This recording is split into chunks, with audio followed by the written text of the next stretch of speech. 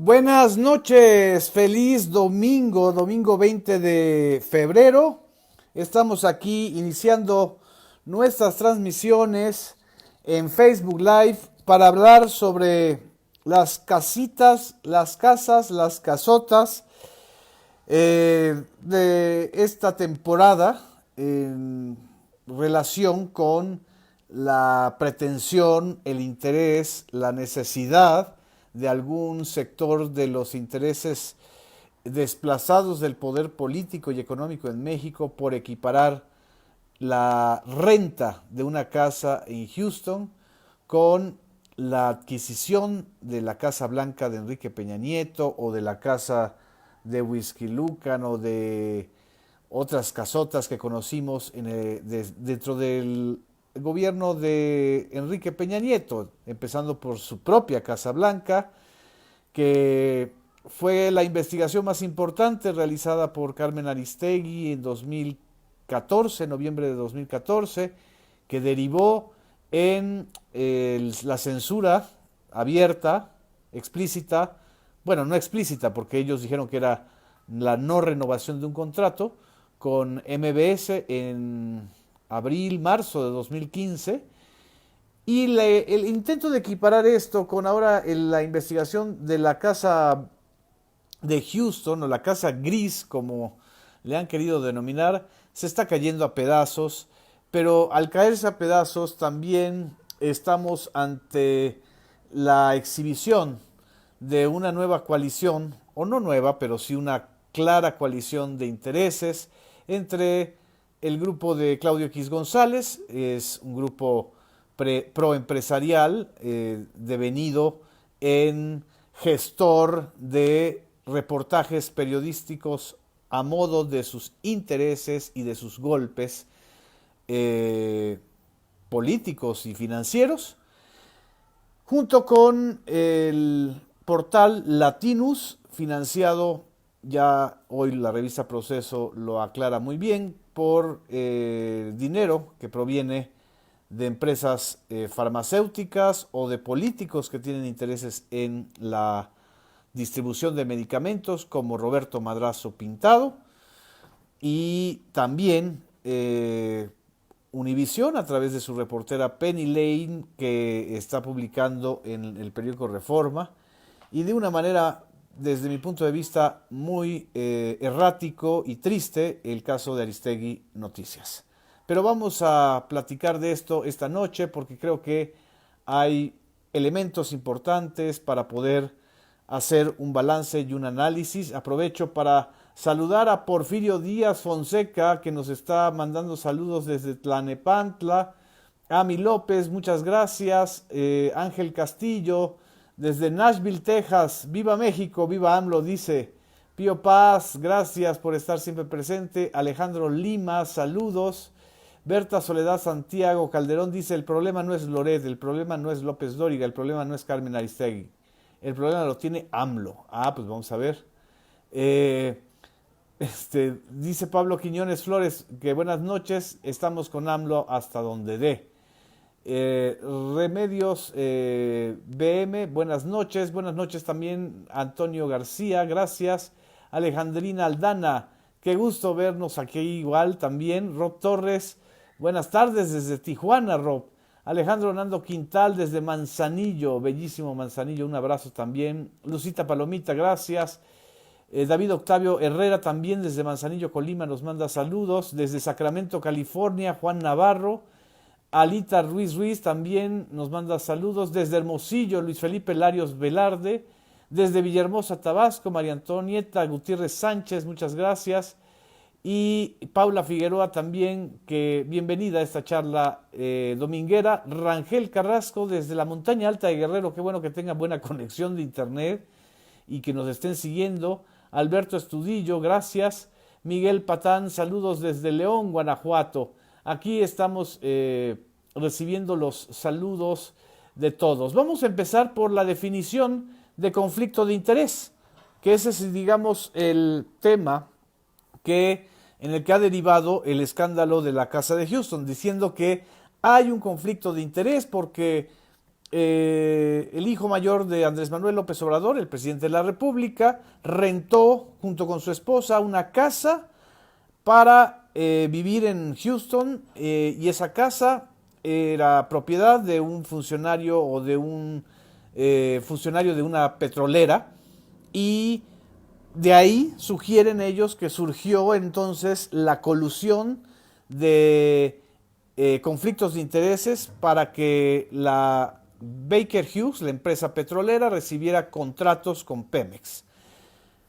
No hay una clarísima evidencia de que diga que por la renta de la casa, entonces Baker Hughes, que tiene más de 60 años siendo proveedora de Pemex, haya incrementado sus contratos con la petrolera mexicana, con Pemex. Pero vayamos ahora por partes. Digamos que ahora sí, como dice el mal chiste de Jack el Destripador, vayamos por partes. Los conflictos de intereses es cuando un interés laboral, personal, profesional, familiar o de negocio de la persona servidora pública puede afectar el desempeño imparcial objetivo de sus funciones. En este caso, suponemos que el conflicto de interés sería del presidente López Obrador, porque su hijo, José Ramón López Beltrán, no es funcionario público. Su esposa no es funcionaria pública. Y la renta de una casa, pues la verdad es que no deriva en un conflicto de interés ni para López Beltrán ni para su esposa, y no está claro ni menos para el presidente López Obrador, porque él no es el presidente del Consejo de Administración de Pemex. En todo caso, si hubiera sido el director general de Pemex, algún familiar del director general, pues ahí habría algún conflicto de interés que investigar. Una persona, dice la ley, podría incurrir en un conflicto de intereses cuando, en vez de cumplir con lo debido, podría guiar sus decisiones o actuar en beneficio propio o de un tercero. ¿Solo los servidores públicos caen en conflictos de intereses? Pues por supuesto que no. Las empresas periodísticas tienen conflictos de intereses. En primer lugar, cuando no los hacen claros y cuando no expresan que, por ejemplo, hay periódicos o grupos empresariales que tienen medios de comunicación que son dueños de bancos, de hoteles, de hospitales, y que no aclaran que en muchas de sus notas o de su información están defendiendo esos intereses y no el interés público general, que es lo que debería guiar, a final de cuentas, una información, una nota, un reportaje. Porque en la medida en que se utilizan a los medios o al periodismo o a periodistas o a conductores o a columnistas para colar la agenda de los intereses de algún grupo de manera no manifiesta, en ese sentido pierde la verdad, pierde el periodismo, gana el conflicto de intereses, gana la corporación periodística y gana también el tema de la mentira y la exageración. ¿Tenía Carmen Aristegui, cuando publicó el reportaje de la Casa Blanca de Enrique Peña Nieto, algún conflicto de intereses? El único posible conflicto de intereses hubiera sido que el vocero de la Presidencia de la República en ese entonces, Eduardo Sánchez, quien fue director jurídico del grupo MBS, hubiera frenado el reportaje. Lo intentó frenar. Pero Carmen Aristegui, como periodista, como responsable de un grupo de periodistas y de una empresa periodística que ahora es Aristegui Noticias, no tenía ni relación con el gobierno federal, ni con el grupo IGA, que era el dueño del grupo IGA quien le cede la casa, una de las tres casas, porque la Casa Blanca era un conjunto de tres construcciones, y que además se la construye a crédito. Además fue público, notorio, evidente el compadrazgo de Juan Armando Hinojosa Cantú, el propietario del Grupo IGA, con el presidente Enrique Peña Nieto. Tan fue público y notorio que antes de que tomara posesión Enrique Peña Nieto como presidente, fue al funeral del hijo de Juan Armando Hinojosa, que fallece en un helicópterazo. Y fue tan evidente y obvio el interés y la amistad y el conflicto de intereses que pues también el grupo IGA fue múltiplemente beneficiado durante ese sexenio con varios contratos multimillonarios. Por otro lado, estaba el hecho de que se negó que la casa era de Peña Nieto y era de Angélica Rivera, la primera dama, la esposa de Enrique Peña Nieto, familiar, por tanto, del presidente de la República. Uno de los predios que formaron la Casa Blanca era o había sido propiedad de Grupo Televisa. Y Grupo Televisa se lo dona a Enrique Peña Nieto siendo gobernador. Ahí hay un clarísimo conflicto de intereses. Grupo Televisa era proveedora, contratista del gobierno del Estado de México, que le destinó millonadas de pesos para promover la campaña y la carrera presidencial de Enrique Peña Nieto. Eso está no solamente discutido, probado y analizado, sino que además asumido por una y otra de las partes. Angélica Rivera ahí fue el chivo expiatorio. En este caso, de la Casa Gris, en el caso de la Casa de Houston, no hay ni amistad de Baker Hughes con el presidente de la República, ni contrato del hijo del presidente de la República con la empresa, y es una casa rentada, no es una casa comprada. El día de hoy La Jornada, el periódico La Jornada, publica en este domingo, en su página, ahorita les muestro la página, una serie de documentos en donde se documenta, valga la redundancia, o se prueba, son facsímiles.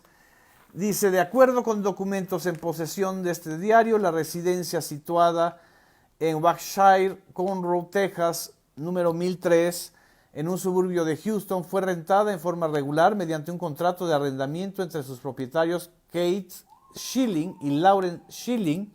Kate Schilling trabajó para Baker Hughes, a Caroline Adams, esposa de José Ramón López Beltrán. A fines de enero pasado, la ocupación de la vivienda fue señalada por algunos medios como posible indicio de conflicto de intereses, porque uno de sus propietarios, Kate, laboró para la corporación petrolera Baker Hughes, contratista de petróleos mexicanos desde hace más de 6 décadas, la empresa Baker Hughes, en tanto que López Beltrán es hijo del presidente Andrés Manuel López Obrador. Algunas especies han señalado la posibilidad de que la casa hubiese sido cedida de manera gratuita a la pareja López Beltrán Adams. Sin embargo, La Jornada tuvo acceso no solo al contrato formal de arrendamiento en el que se especifica un depósito inicial de $5,600 y un alquiler mensual por la misma suma con fecha inicial el 16 de agosto de 2019 y término el 31 de julio de 2020 con una cláusula de renovación automática. ¿Quién sugirió que pudo haber sido regalada o gratuita la casa?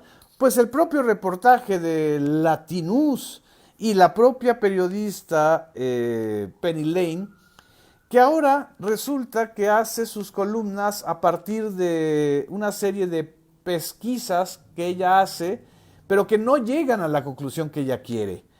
Cuando un periodista trampea, quiere decir que publica información engañosa, con apariencia de dar un golpe, pero que en realidad no está dando ningún golpe, porque lo que ella hubiera querido demostrar, y no lo demuestra, es que hay un contrato irregular, derivado de un posible conflicto de intereses.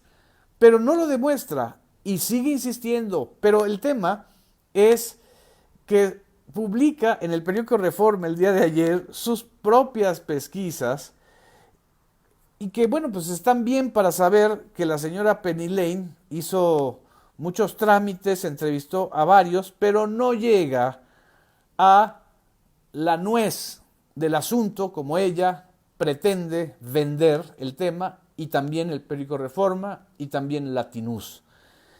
Es tan obvio el asunto que en una de los párrafos de la columna publicada el día de ayer, dice que le pregunta al señor Villegas, el señor Villegas sería en este caso Joseph Villegas, el agente de bienes raíces que avisó a Caroline Adams que la casa de Schilling estaba en renta, es decir, una operación lógica y normal de una agencia inmobiliaria. ¿Dónde está el conflicto de intereses?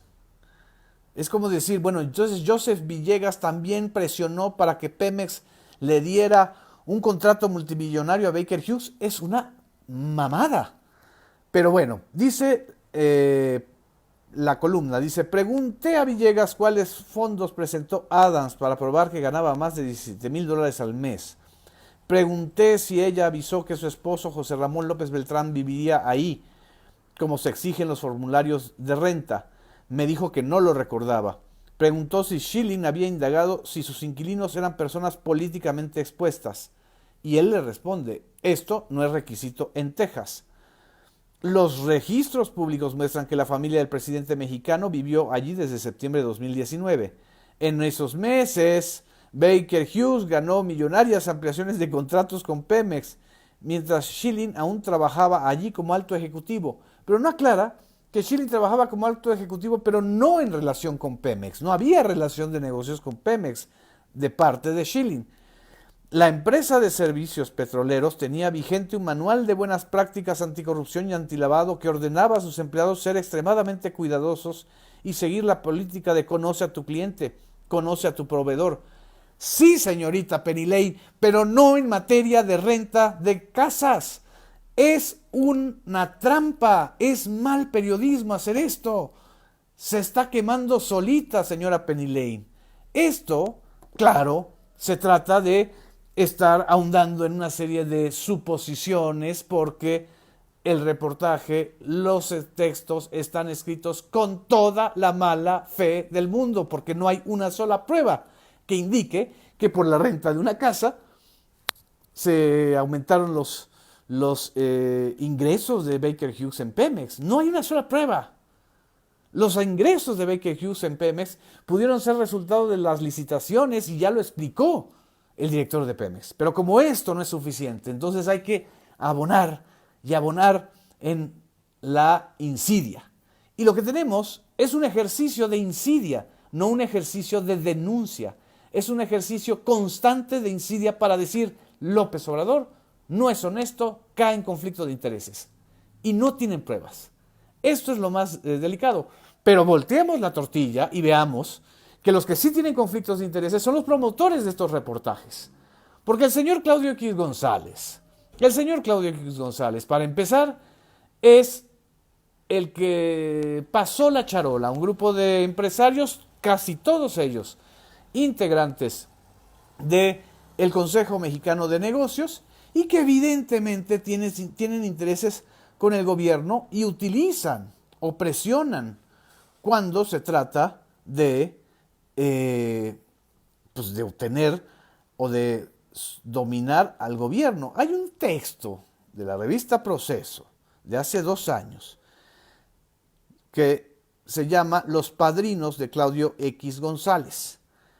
Y aquí, creo que hay que recordarlo, dice que el propio Claudio X González, aparte de fundar Mexicanos contra la Corrupción, impulsa el grupo o la iniciativa Sí por México para crear un bloque electoral y derrotar en el 2021 a Morena. No lo logran, pero de todas maneras ahí evidentemente hay un interés partidista.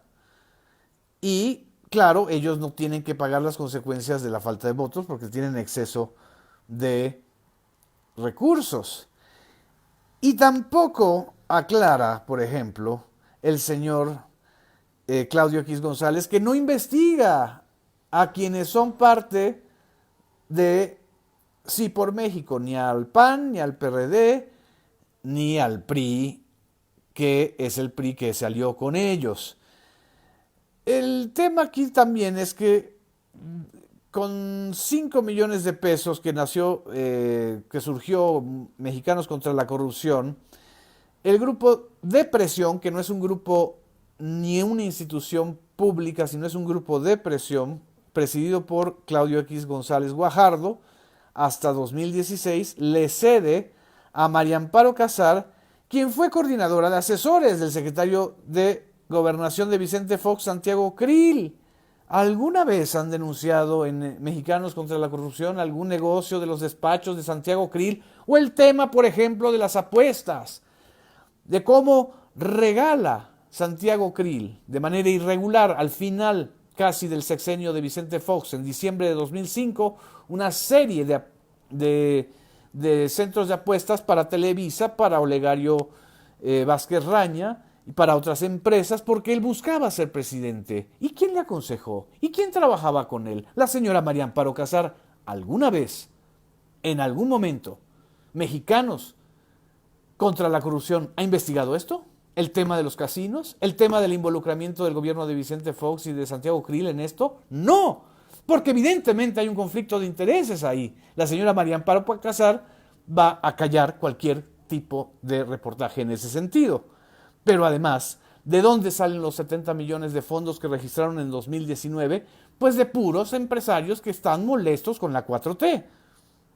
Como Eduardo Tricio, accionista mayoritario del Grupo Lala y de Aeroméxico, Carlos Álvarez Bermejillo, dueño de Grupo PISA. El Grupo PISA fue el que controlaba el 70% de la distribución de los medicamentos contra el cáncer.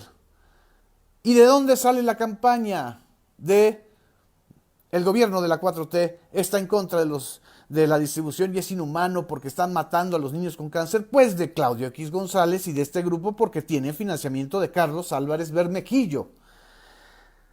También estaba el señor Gustavo de Hoyos Walter, ex dirigente de la Coparmex, que quiere ser candidato presidencial opositor y que me parece muy bien, pero que no vengan a decir que son los representantes de la transparencia y ellos sí tienen la lupa en contra de la corrupción.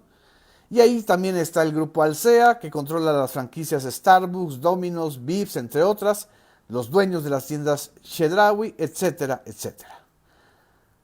Aquí hay conflictos de intereses entre los que financian Mexicanos contra la Corrupción, pero si nos vamos a Latinus o a Latinus, este domingo justamente no solamente la revista Proceso publicó un amplio y extenso reportaje señalando cómo los intereses de políticos como Roberto Madrazo están entre los financiadores de Latinus. Leo la parte inicial del reportaje. Latinus tiene entre sus financistas a Federico Madrazo Rojas y a Alexis Niquingacchiola, hijo y yerno de un viejo adversario de López Obrador, Roberto Madrazo Pintado. Sus negocios se extienden a otras 3 empresas que obtuvieron millonarios contratos con gobiernos estatales en giros diversos, incluyendo el suministro al sector salud. Entonces, ya entendemos quién le paga parte de los 35 millones de pesos al señor Carlos Loret. Usan a Loret y él pues gana muchísimo dinero pues porque es un mercenario. Eso no es periodista. El periodista que renta su voz y su cara para dar golpes y no son investigaciones que él hace, es un mercenario. Porque además, él nunca va a hacer una investigación en contra de Roberto Madrazo, por ejemplo. O si la hace, la estamos esperando. Ojalá y Latinus la publicara. Pero ¿quién es Roberto Madrazo? Por Dios, en 1995, Andrés Manuel López Obrador entregó ante la PGR 40 cajas de pruebas en donde se documenta la exorbitante el despilfarro de dinero para la campaña de Roberto Madrazo en Tabasco, 237 millones de pesos. Y no solo eso, después, años después, el banquero Carlos Cabal Peniche dijo y confesó que él entregó 25 millones de dólares para la campaña de Colosio, 15 millones, para la de Zedillo, 10 millones, 5 millones, y para la de Madrazo, 5 millones de dólares. Sí, conflicto de interés. Entonces, ¿de dónde sepulcros blanqueados vienen a decir que ellos representan el periodismo de investigación que está en contra de la corrupción de los López Obrador o de la 4T?